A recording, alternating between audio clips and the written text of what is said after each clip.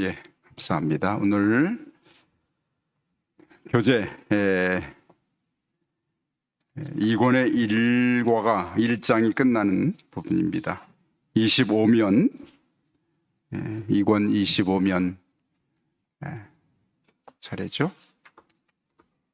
2권의 25면 광풍을 잠잠케 하심.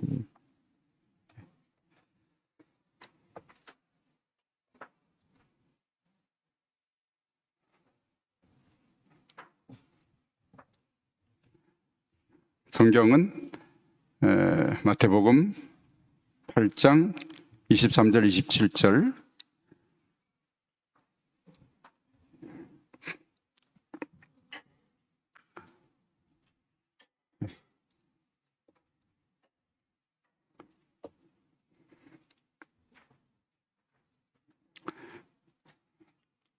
마태복음 8장 23절에서 27절 같이 한 목소리로 큰 소리를 읽겠습니다. 배에 오르심에 제자들이 따랐더니 바다에 큰 놀이 일어나 배가 물결에 덮이게 되었으되 예수께서는 주무시는지라.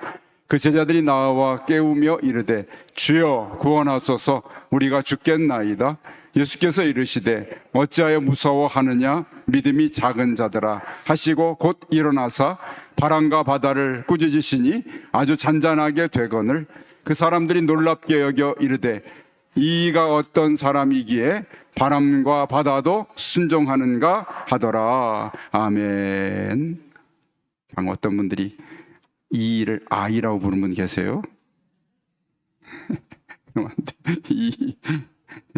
예수님이 아이가 아니지, 이분이 이가 짜고 한 얘기입니다. 저도 읽다 보면 막 틀리게 읽어요. 이제 눈이 잘 안 보여가지고 제가 틀리면 이제 저 사람이 눈이 다 됐구나. 근데 아직 안과 같은 게 멀쩡해요. 근데 잘 안 보일 뿐이지. 우리 이 광풍을 잠잠케 하심, 여기 보면 예수님께서는 무리를 가르치신 후 제자들과 함께 갈릴리 바다를 건너가시던 중 갑자기 큰 바람과 파도를 만나게 되었습니다. 이 바다는 사실은 민물 호수로서 해면보다 210m 정도 낮고 사방이 산으로 둘러싸인 계곡에 위치하고 있었습니다. 이 산들로부터 찬 공기가 밀려 내려와 강한 바람이 불고 높은 파도가 일며 갑작스럽게 폭풍우를 일으키기도 했습니다. 이렇게 해놓고 아무 소리도 안 하고 20분 이렇게 물어봤어요. 당신이 이 제자들 중에 하나라고 생각해 보십시오. 배가 어떻게 되죠? 바다를 건너가는데 큰 바람과 파도가 와서 배가 물에 잠겨서 깨어지기 직전이죠. 자, 이런 상황에 당신은 어떻게 느끼며 어떤 반응을 보일지 적어 보십시오. 여러분, 이런 배 안에 들어있다면 어떤 반응을 보일 것인가 한번 생각해 보셨어요? 저는 이걸 다 보자마자 딱 답이 나왔습니다. 나는 절대 배는 안 탄다. 시험 못하니 배 안 타거든. 답이 그거예요. 저는 절대 안 탄다. 그런데 여기 예수님 타신 이 배는 약 12명, 13명 정도가 타는, 어부들이 타고 잡은 고기를 실을 수 있는 크지 않은 그러한 자그마한 고기잡이 배였습니다. 그런데 오늘 큰 물결이, 큰 놀이 일어났다. 24절에 보니까 바다에 큰 놀이 일어났다고 그렇게 말하고 있죠. 그런데 여기 성경에는 생략됐지만 갑작스럽게, 갑작스럽게, 그러니까 어떤 대비할 수 없는 그러한 상황 속에 갑작스러운 어떤 위기를 만난 것이죠. 놀로 표현된 것은 어떤 폭풍우 또는 지진 같은 어떤 아주 강력한, 그래서 예수님의 제자들 가운데 어부들이 많은데 그들조차도 두려워할 수밖에 없는 그러한 풍랑을 만나게 된 것이죠. 그래서 그 풍랑 때문에 배가 어떤 상황이 됐나요? 24절에 보니까 배가 물결에 덮이게 되었다. 그렇죠? 그럼 작은 배를 타보면 바다에 달리다가 저 물이 이 배로 들어오면 어떡하나 걱정이 되지, 무섭잖아요. 그렇죠? 근데 실제로 파도가 쳐서 배가 물결에 덮이게 됐다. 그러니까 마가는 이렇게 썼어요. 물결이 부딪혀 배에 들어와 배에 가득하게 되었다. 마가는 배 안에 물이 가득하게 채워진 것. 가라앉을 위기죠. 예, 배가 깨어질 위기입니다. 그런데 예수님은 그때 뭐하고 계셨는가 하면 예수님께서는 주무시고 계신 거죠. 예, 태평성 대신 주무시고. 마가는 고물에서 배 앞부분에서 베개를 베시고 주무셨다. 그래서 예수님께서는 사실은 땅 위에서는 머리 둘 곳이 없으셨던 그런 분이셨어요. 그래서 상당히 땅 위에서는 참 내가 인자가 머리 둘 곳이 없었다 하셨는데 이 물 안에 배 안에서 예수님은 뜻밖의 참 편안한 잠을 주무셨어요. 편안한 잠. 그렇죠? 예. 자, 시간은 밤이었고요. 그리고 몹시 피곤하신 상태에 깊이 곤히 잠들어 계신 예수님. 네. 예수님은 땅 위에서 사람들과 사역을 하셨고, 그리고 밤에 배 안에서 주무시는 예수님의 평온한 모습을 우리가 보게 됩니다. 그런데 자, 이런 위기 앞에서 어떻게 25절 제자들의 반응은 어떤 반응이었어요? 여러분 한번 25절을 읽어볼까요? 그 제자들이 나와 깨우며 이르되 주여 구원하소서 우리가 죽겠나이다. 제가 화면에 가져왔는데 여러분 보면 주여 네. 제자들이 나와 깨우며 이르되 주여 구원하소서 우리가 죽겠나이다. 이렇게 지금 자신들이 당한 위기를 지금 표현하고 있습니다. 그래서 거기 안에는 한평생 동안 어쩌면 바다에서 이 같은 바다에서 고기를 잡으며 비슷한 풍랑을 많이 만났던 제자들이었지만 항상 어쩌면 그러한 위기 앞에서 당황하고 두려워하는 것이 우리 인생의 특징이죠. 그래서 제자들이 자신들의 손으로 자신들의 힘으로 위기를 넘을 수 없었기 때문에 그들이 할 수 있는 방법은 한 가지였습니다. 뭘까요? 예수님을 깨우고 그분에게 도움을 청하는 것이었습니다. 25절에 그래서 제자들이 나와 깨우며 이르되 주여 구원하소서 우리가 죽겠나이다. 선생님 화면 없어요? 내가 갖고 있죠? 저는 졸았구나. 그래서 제자들이 나와 깨우며 이르되 주여 구원하소서 우리가 죽겠나이다. 여러분 제가 이렇게 지금 말했지만 아마 거의 저 같은 경우는 기절했을 거예요. 기절. 그렇죠 여러분? 이거 뭐 이제 죽었구나 자포자기할 수밖에 없는 그런 상황에 주여 구원하소서 우리가 지금 죽겠나이다 이렇게 했죠. 누가는 이렇게 말합니다. 주여 우리가 죽겠나이다. 자신들의 죽음의 위기만을 말하고 마가는 선생님이요 우리의 죽게 되는 것을 돌아보지 아니하시나이까? 마가는 상당히 시적인 사람인가 봐요. 그래서 선생님이요 우리가 죽게 되는 것을 돌아보지 아니하시나이까? 상당히 길게 말했어요. 누가는 주여 우리가 죽겠나이다. 마태는 주여 구원하소서 우리가 죽겠나이다. 각각 그 배에 탔던 사람도 있고 그러지 않은 성경 저자도 있는데 각각 자신들이 경험했던 상황, 그렇죠? 마가 요한 있었겠죠? 마태도 있었겠죠? 누가는 거기 있지 아니했고요, 그렇죠? 어쨌거나 저 각자 다른 그러한 표현을 썼지만 그러나 그들의 입에서 나온 것은 죽음을 직감한 것이죠. 죽겠나이다. 우리가 거의 절규하는 그러한 소리를 외쳤던 제자들의 모습 보게 되는 죽게 생겼습니다.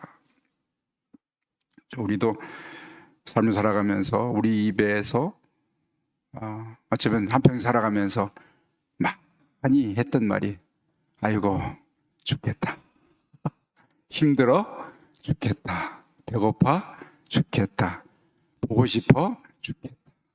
왜 다 죽어요?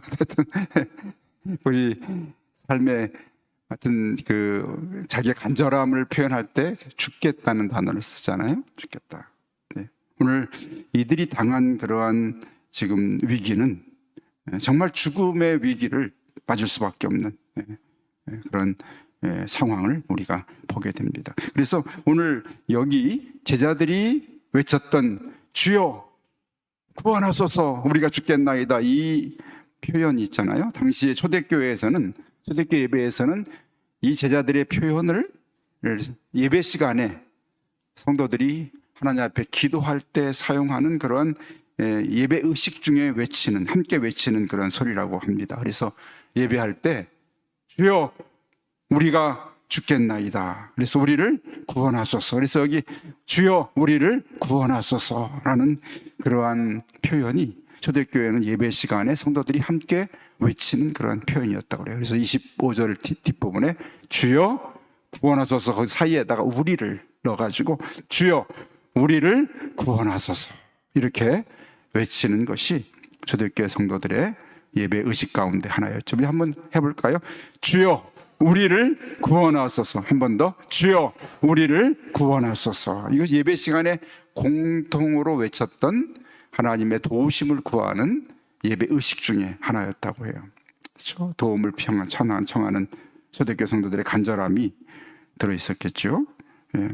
우리가 지금 죽어가고 있습니다. 죽겠다는 그러한 단어의 그러한 이 원어의 의미는 죽어가고 있습니다. 그때 제자들이 붙들었던 것은 마지막 죽음의 직면에서 자신들이 붙들 것은 한 분밖에 없는데 그것은 누굴까요? 예수님을 깨우는 것이죠. 마지막 상황이죠. 여러분 오늘 우리가 성경에서 특별히 오늘 주제는 믿음이라는 주제입니다. 믿음. 정말 마지막 죽음의 위기에서 믿을 분 한 분밖에 없었는데 바로 자신의 평생에 살아왔던 업으로서의 경험도 그렇죠? 인간적인 어떤 대안도 이 시간에는 붙들 수 있는 것이 아니었고 오직 한 분 예수 그리스도 그분이 믿음의 유일한 대상이었던 것을 오늘 보여주고 있죠. 그래서 주무신 예수님을 깨우면서 주여 구원하소서 우리가 죽어가고 있습니다. 그것이 그들이 외쳤던 부르짖음이었죠.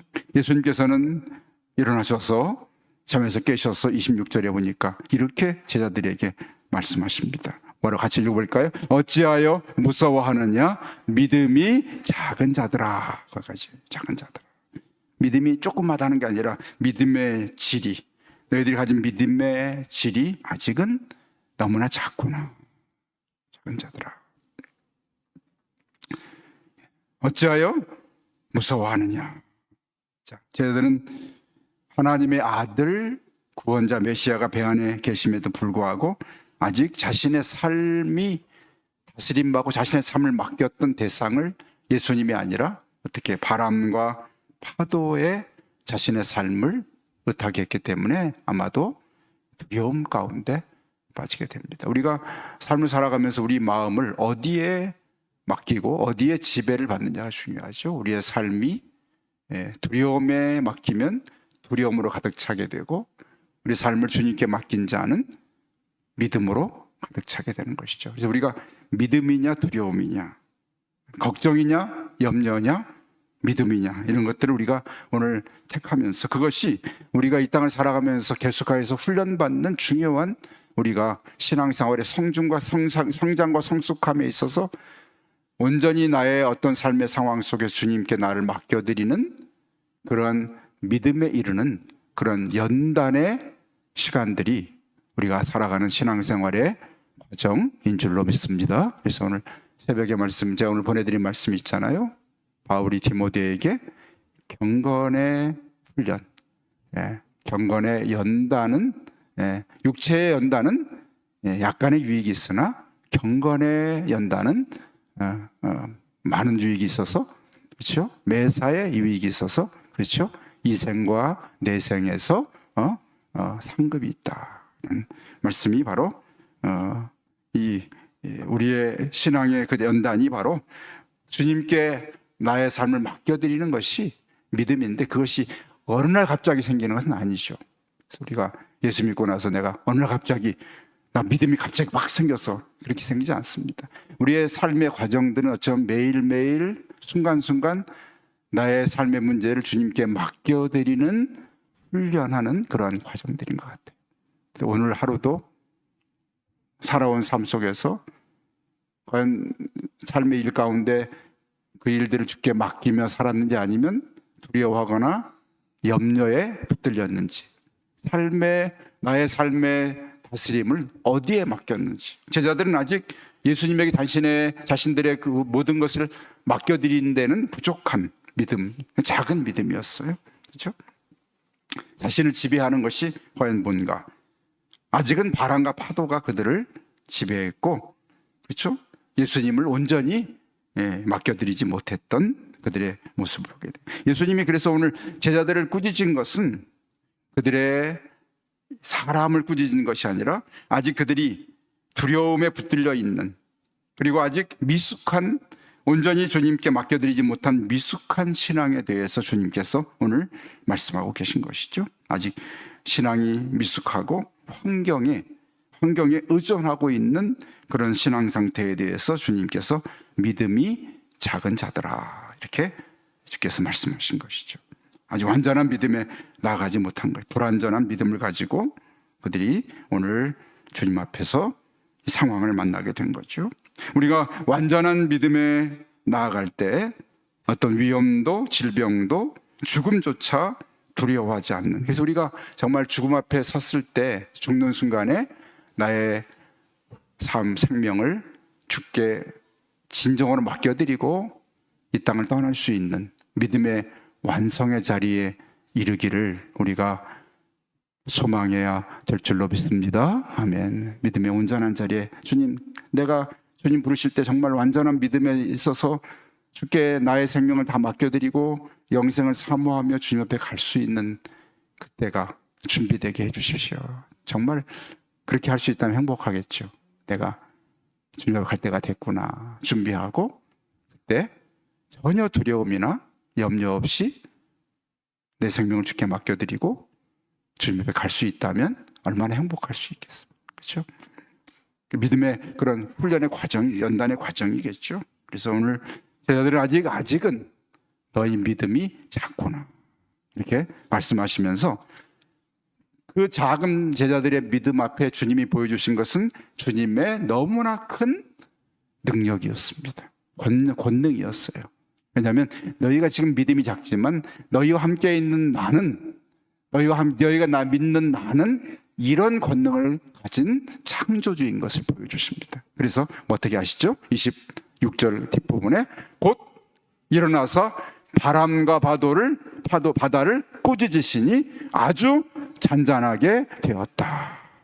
여러분, 여기 아주 잔잔하다는 거하고 여러분 저 위에 24절에 큰 놀이라는 단어와는 너무나 차이가 나죠.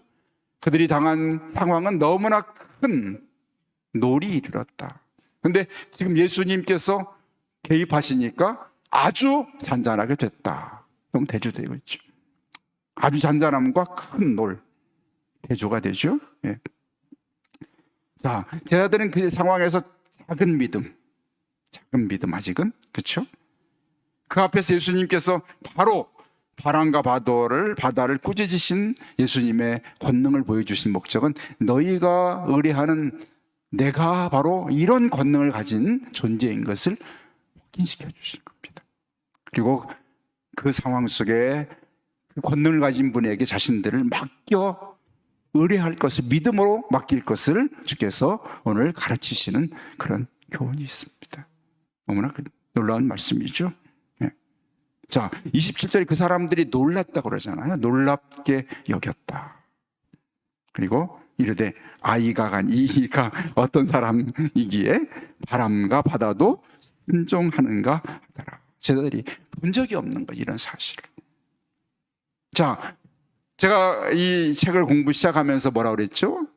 이 책을 성경을 쓰신 가장 첫 번째 목적은 뭐죠? 예수님이 바로 하나님의 아들 구원자이심을 알고 믿게 하려 하는 것이에요. 자, 방금 예수님께서 바다에서 하신 이 행동은 무엇을 의미할까요? 거기 두려움에 붙들렸던 제자들에게 바로 예수님이 하나님의 아들이심을 보여주고 알게 하고 믿게 하시려는 뜻이 계십니다. 결국 예수님의 모든 가르침과 기적의 가장 중요한 마지막 목적은 뭘까요? 바로 우리를 어디로? 믿음으로 이끌려는 뜻이 계십니다. 그렇죠? 여러분, 여러분을 예수님께서 어디로 이끄시려 해요? 믿음으로 이끌시는 거예요, 결국. 예수님의 목적지는, 우리의 목적지는 뭐예요? 믿음의 목적지. 마지막 우리 종착역은 온전한 믿음으로 우리를 이끄시려고 예수님께서 우리를 부르고 계신 것이죠. 오늘 이 사건도 마찬가지예요.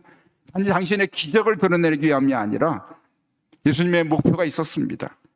그 안에 믿음이 적은 제자들을 온전한 믿음으로 이끌시기 위한, 그리고 내가 바로 하나님의 아들이고 너희가 온전히 믿을 대상인 것을 보여주시기 위한 주님의 뜻이 이 사건에 담겨있는, 그래서 여기 고백대로 이분이 도대체 누구기에 바람과 바다도 순종하는가,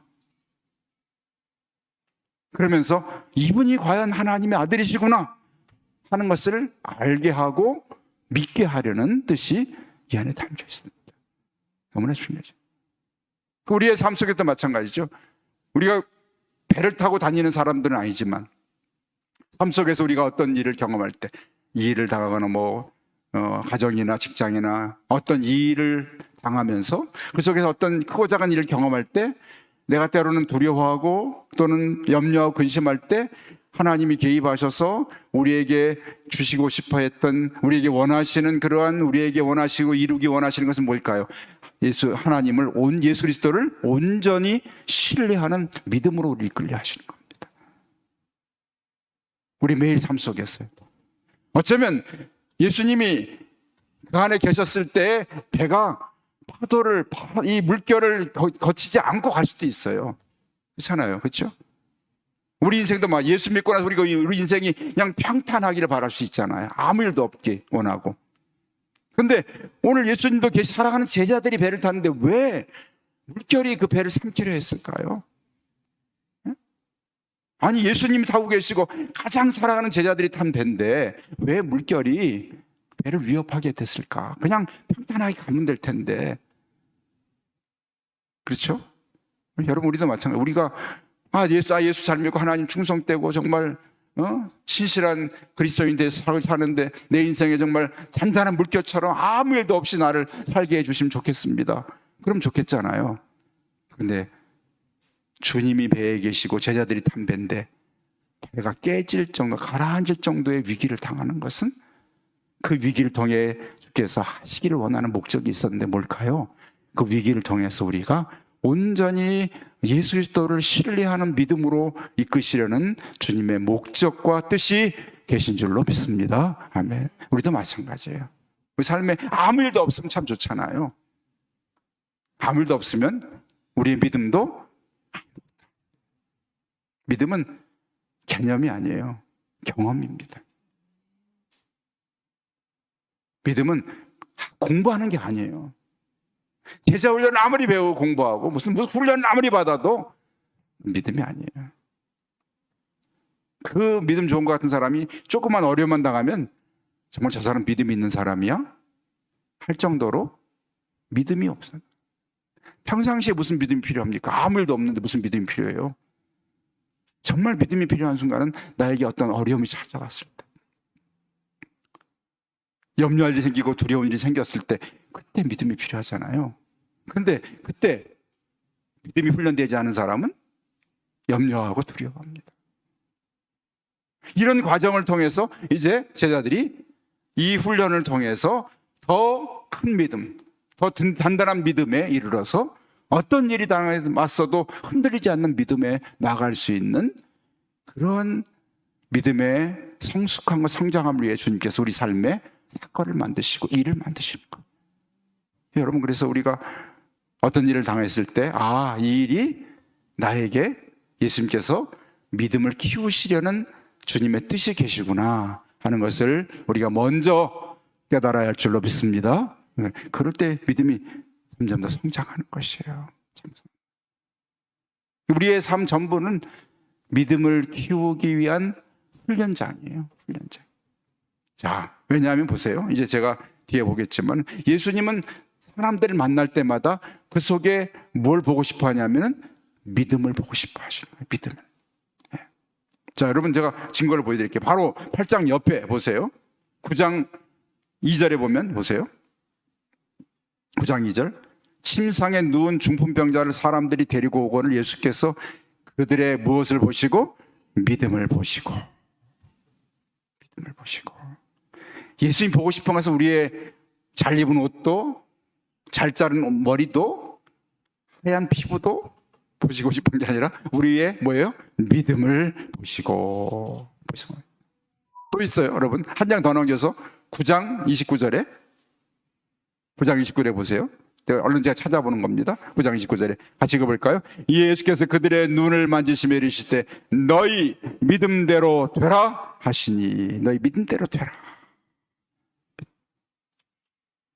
예수님 계속해서 사람들을 만나시면 관심 있게 보시는 것은 이 사람 속에 과연 믿음이 있나? 어떤 믿음이 있나? 주님은 그걸 보시는 거예요.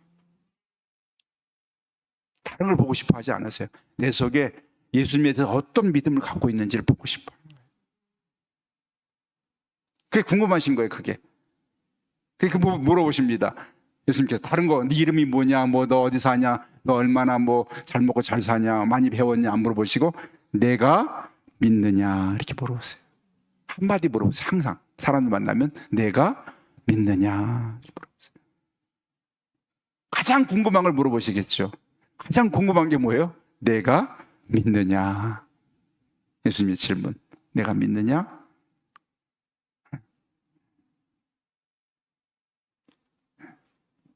내 믿음대로 될지어다. 오늘 뒤에 나오지만 여러분 잠깐 8장 13절에도 또 그래. 백부장한테 8장 13절. 이 뒤에 나오는 말씀을 간단히 보겠습니다만 예수께서 백부장이 이르시되 가라 내 믿음대로 될지어다. 믿음대로 될지어다. 주님은 그 사람 속에 있는 믿음, 그걸 보고 싶어요. 너는 나를 어떻게 믿니? 나를 누구라고 믿니? 너는 나를 어떻게 믿니? 내가 너에게 어떻게 해줄 줄 믿고 있니? 우리가 어떤 치유가 일어나고 문제가 해결되고 하는 것은 제가 요즘에 이제 그 말씀에 대한 그 다른 교회 목사님들 얘기를 쭉 들어보면서 성경을 손내서 읽기도 하고 어떤 교회에서는 이렇게 이 구절 있잖아요. 내 믿음대로 가라. 내 믿음대로 될지어다. 그 단어, 그 말씀을 계속해서 입으로 이렇게 고백하게 하루 동안 고백하게 하는 훈련을 하더라고요. 근데 굉장히 그 말씀을 입으로 고백해서 교회 성도들의 삶 속에 굉장한 변화가 많이 일어난다는 거예요.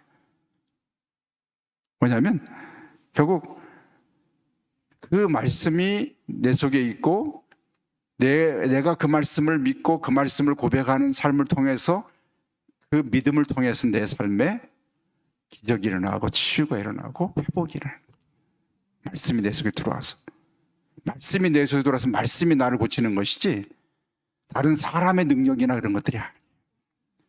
말씀이 내 속에 들어와서 나를 바꾸는 것이기 때문에 오늘 예수님은 그 속에 있는 믿음을 보시고 계속해서 그걸 말씀. 그러니까 오늘 제 아들에게도 이 사건을 경험하게 하신 목적이 뭘까요? 자신들의 믿음이 그 두려운 상황 속에서 너무 작았던 것을 경험하고 어떻게 해요? 우리가 저 예수님을 이렇게 믿어야 되겠다는 믿음의 분량이 커지는 그런 체험의 자리가 오늘 이 자리였던 것이죠. 너무나 값진 자리예요.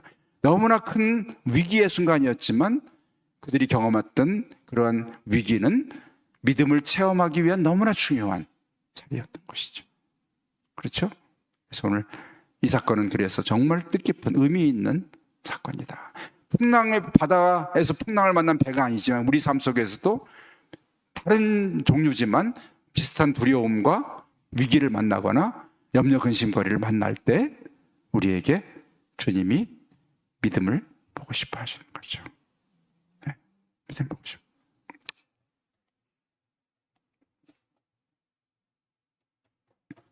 자, 요약 이제 교재 넘어갑니다. 자, 15분 정도, 10분 정도 요약. 자, 그리스도의 마음 요약. 백부장 사건 제가 이미 몇 주 전에 첫 과에서 공부했어요. 여러분 넘어갔지만 여러분은 모르실 거예요. 당신은 모르실 거예요. 17년에 이미 공부를 했어요. 백부장이 하인을 고치신 사건. 제일 이권의 첫 사건으로 우리가 만났습니다. 백부장이라는 사람이 예수님을 두 번이나 놀래켰어요. 어떻게 해요? 그의 겸손, 그렇죠? 주님, 우리 집에 모실 수 있는 주님과 나는 이 관계가 도무지 우리 집에 들어오실 만한 그러한 예수님의 영적인 그러한 위치가, 하나님의 아들이신 예수님 우리 집에 들어올 수 없는 나는 너무나 아무것도 아닌 자입니다 하면 자신의 겸손을 통해 예수님을 놀래킵니다. 놀래키죠. 예수님은 이례적으로 내가 가서 고쳐줄게. 아니요, 우리 집에 오실 수 안 됩니다, 주님. 나는 자격이 안 되는 자입니다. 예수님 우리 집에 들어올 만큼 자격이 안 되는 자입니다. 그가 얼마나 영적으로 예수님을 높여드리고 자신은 아무것도 아닌 존재인 것을 인정할 때 예수님이 첫 번째 놀라시잖아요. 그렇죠? 두 번째 놀라신 것은 여기서 그냥 말씀만 해주세요. 그럼 우리 하인이 낫겠습니다. 그렇죠? 두 번째는 그의 믿음의 고백을 보고 주님 놀라십니다. 그렇죠? 말씀만 하셔도 나아요. 안 오셔도 됩니다. 세 번째 또 고백 놀래킨 예수님을 계속 이 사람 세 번에 놀래켰어요. 주님, 내가 부하가 있는데 명하면 그대로 되는데 그러면 예수님께서 명령만 하시면 나올 수 있습니다. 이 사람은 자기 하인의 병이 예수님이 명령하면 순종할 수밖에 없는 그런 대상인 것을 믿었던 사람. 놀랍잖아요. 예수님을 세 번이 놀래켰어요. 그의 겸손. 예수님 우리 집에 들어올 만큼의 내가 자격이 없는 자요. 주님 오지 마세요. 못 들어옵니다. 두 번째는 여기서 그냥 말씀만 해도 낫습니다. 두 번째. 세 번째는 그냥 이 내 하인의 병은 예수님이 말씀하면 순종할 수밖에 없습니다. 놀라운 예수님이 어떻게 깜짝 놀라시면서 이스라엘 가운데 이런 믿음을 보지 못했다. 얼마나 놀랐습니까? 그리고 가라 내 믿음대로 될지어다. 8장 13절이겠죠. 자, 여기서 오늘 여러분 교재에 보시면 믿음에 대한 이야기입니다. 1번 예수님께서 행하신 바는 무엇입니까? 그 즉시 하인이 나으니라. 나았는데 어떻게 해요? 예수님이 가시지도 않고 그 자리에서 서서 백부장에 있는 집에 있는 하인을 말씀으로 고치셨습니다. 그렇게 행하셨잖아요. 왜 그렇게 하셨을까요? 8절에 백부장이 못 오게 집에. 그런데 그의 8장의 고백은 8절이 뭐라 그러죠? 백부장이 대답해 이르되 주여 내 집에 들어오심을 나는 감당하지 못하겠습니다. 그냥 다만 말씀으로만 하옵소서. 왜 그렇게 하셨을까요? 왜 안 가셨어요? 백부장의 믿음 때문에. 믿음 때문에. 예수님이 백부장의 집 멀리서 그를 고쳐주셨는데 왜 그렇게 하셨어요? 백부장의 믿음 때문에. 얼마나 놀랍습니다, 여러분. 그다음 저한테 그래 시험하시면 안 됩니다. 목사님 우리 집에 오실 필요 없고 그냥 여기서 말씀만 하옵소서. 그렇게 하면 안 돼요. 예수님이 아니니까. 예수님. 근데 백부장의 믿음은 그런 믿음이었어요. 우리 집에 오실 필요 없습니다. 여기서 말씀만 하셔도 됩니다. 예수님이 깜짝 놀라신 믿음이에요. 어떻게 네 속에 그런 믿음이 있느냐. 자, 3번 백부장이 어떤 점이 예수님을 크게 감동시키셨나요? 자, 10절 한번 읽어볼까? 10절 읽습니다. 예수께서 들으시고 놀랍게 여겨 따르는 자들에게 이르시되 내가 진실로 너희에게 이르노니 이스라엘 중 아무에게서도 이만한 믿음을 보지 못하였느니라. 못하였노라. 지금까지 수많은 사람 만나본 이런 믿음, 이만큼의 큰 믿음 못 봤다는. 그런데 여러분 바로 다음 사건이 제자들이 바다에 지금 풍랑을 만난 사건이잖아요. 제자들 보고 뭐 믿음이 작은 자들아 이렇게 말씀했는데 백부장은 이만한 믿음을 만나본 적이 없다. 제자들이 얼마나 창피해. 어떻게 백부장이 이런 믿음 가졌는지 참 신비하죠. 그런데 그는 정말 예수님을 깜짝 놀랄기만큼 그런 믿음을 가진 사람이었어요. 오늘 자, 우리가 제자들이 작은 믿음이든 제국장이 큰 믿음이든 간에 우리의 관심은 오늘 이 한과를 끝내면서, 아니 이 말씀을 배우면서 우리의 관심은 한 단어에 꽂혀야 됩니다. 뭐죠? 믿음이라는 단어입니다. 믿음. 예수님이 계속 믿음에 대해서 말씀하신 거예요. 백부장의 믿음, 제자들의 믿음, 그리고 나의 믿음, 나의 믿음. 이 땅에 사는 우리가 어떤 어려움도 겪어보지 않았다면 어쩌면 우리는 정말 큰 믿음이라 할 수 없죠. 유난히 나에게 많은 어려움이와 고난이 많이 있었다면 그것은 하나님께서 나를 통해 큰 믿음의 사람이 되게 하시려는 연단의 뜻이 계신 줄로 믿습니다. 아멘. 그래요. 근데 하나님, 도대체 왜 내 인생만, 왜 저 사람은 내가 더 잘생기고 키도 크고 내가 더 입도 크고 코도 크고, 근데 왜 주님 저 사람은 저렇게 멀쩡히 아무 일도 없이 사는데 나는 이렇게 어렵게 살고 많은 일들을 경험하게 합니까? 그것은 그 속에서 하나님의 나에 향한 믿음의 연단의 뜻이 계신 줄로 믿습니다. 아멘. 이스라엘이 얼마나 많은 연단을 받은지, 요새 우리가 구약성에 읽잖아요. 얼마나 많은 연단을 받았어요. 그들 믿음의 백성으로 훈련하신 하나님 뜻이. 자, 그래서 넘겨서 26면 믿음에 대한 이야기를 우리가 하면요, 당신은 어떻게 이 백부장과 같은 믿음을 가질 수 있겠습니까? 어떻게 하면 가질 수 있을까요? 아이고, 보니까 고난을 많이 당하면 믿음이 아니고, 주님 나의 고난을 많이 주세요, 믿음이 크게. 그렇게 기도할 용기가 없죠. 큰일 나죠, 진짜로. 그렇게 기도했다가 응답되면 큰일 납니다. 그래서 오늘 성경은 이렇게 말합니다. 로마서 10장 17절 같이 읽어볼까요? 그러므로 믿음은 들음에서 나오며 들음은 그리스도의 말씀으로 말미암느니라. 아멘. 그리스도의 말씀을 많이 들으면 우리에게 믿음이 생긴다. 말씀을 많이 들으면, 뭐 남의 신세한탄, 뭐 다른 뭐 이야기들, 뭐 이거 뭐 연속곡 유튜브 그런 게 아니라 어떻게 해요? 그리스도의 말씀을 들으면, 들음에서, 믿음은 들음에서 난다.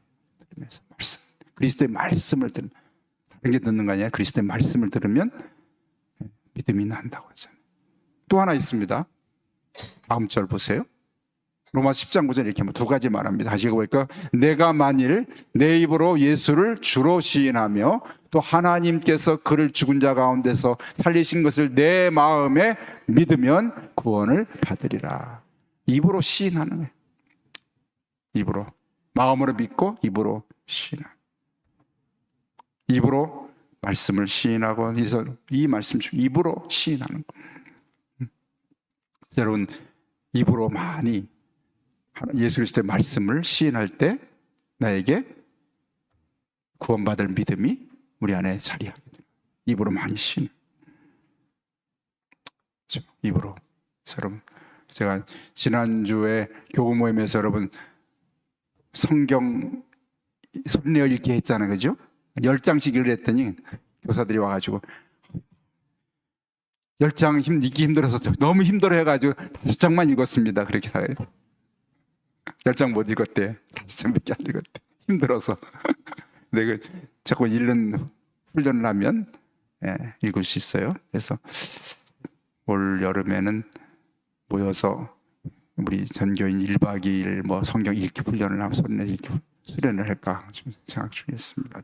어쨌든 간에 소리내서 이렇게 성경을 입으로 시인하는 그러한 훈련이 필요하다 생각이 됩니다. 자, 그리고 개인 적용. 이 믿음이 그렇게 중요한, 왜 그러면 도대체 믿음이 중요한가요? 믿음을 이렇게 히브리서 11장 6절 같이 읽어볼까요?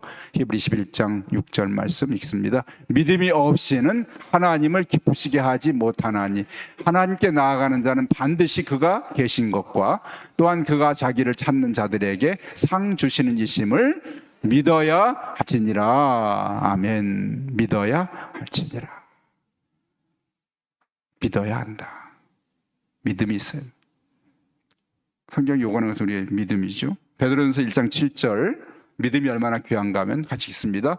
너희 믿음의 확실함은 불로 연단하여도 없어질 금보다 더 귀하여 예수 그리스도께서 나타나실 때에 칭찬과 영광과 존귀를 얻게 할 것이니라. 아멘. 믿음이 금보다 귀한데 예수님 만나면 칭찬과 영광과 존귀를 얻는 게 뭐라고요? 믿음이에요. 예수님 나를 만나면 칭찬해 주시고 내가 영광을 얻고 존귀는 사람이 되기 위한 것이 뭐예요? 예수님께 우리의 믿음의 열매예요. 칭찬과 영광과 존귀, 칭찬과 존귀와 영광. 제가 항상 이 세 단어를 외우고 다니거든요. 칭찬과 영광과 칭찬과 존귀와 영광. 주님 앞에 설 때 칭찬과 영광과 존귀를 얻게 해주십시오.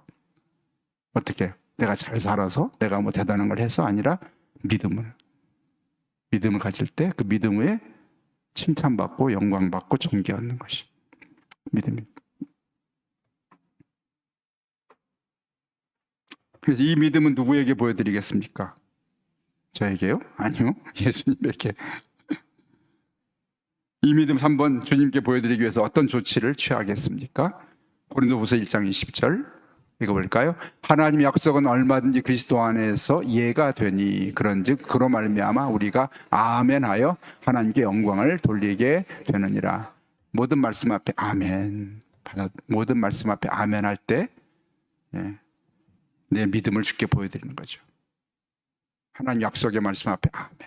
모든 걸 아멘으로 받을 때 내가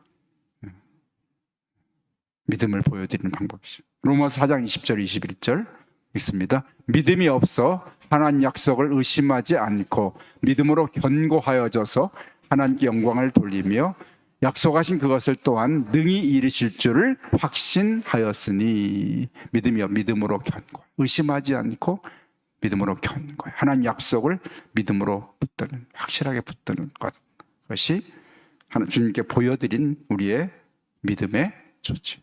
내가 믿음 가졌습니다 보여지는 것. 주님 앞에 무슨 약속인지 아멘으로 받아들이고 하나님 약속을 의심하지 않고 믿음으로 굳게 붙잡는 것. 그것이 바로 우리가 주님께 믿음을 보여드리는 방법입니다. 그렇죠? 제가 이렇게 이제 이 말씀 준비하고 또 요즘 믿음을 보면서 참 우리 속에 하나님 말씀과 믿음이 뗄 수 없는 관계잖아요. 그래서 말씀을 붙들고 그 말씀이 나에게 믿음을 더해 주시고 그 믿음을 통해서 말씀을 확신하고 서로 상호간에 이렇게 주고받는 그런 서로를 크게 말씀이 믿음을 크게 믿음이 말씀을 확실하게 하는 그런 관계가 있거든요. 그래서 우리가 처음에 나왔던 말씀 믿음은 들음에서 나며 들음은 그리스도의 말씀에서 나느니라. 그래서 오늘 우리가 이 말씀 붙들고 하나님 날마다 말씀을 통해서 내 믿음이 더 장성한 분량으로 확실한 믿음, 굳건한 믿음의 사람이 되게 해주십시오. 그래서 우리가 오늘 이 1장을 배우면서 그 속에 이 믿음이 얼마나 중요하고 주님은 우리 속에 이 믿음이 있기를 원하시고 그리고 우리 속에는 믿음을 보고 싶어 하시는 주님의 마음을 우리가 알았습니다. 그래서 오늘 이 믿음에 대해서 우리가 다시 한번 확인하고 내 속에 주님께 칭찬과 영광과 존귀를 얻을 수 있는 금보다 귀한 믿음이 내 안에 있게 해주십시오. 내 안에 두려움이 내 마음을 차지하지 못하고 염려 근심이 내 마음을 차지하지 못하고 믿음이 내 마음을 장악하게 해 주옵소서. 기도해야 할 줄로 믿습니다. 아멘. 다음 주에는 29면 예수님의 사역의 확장에서 29면에 이제 들어갑니다. 들어가서 계속해서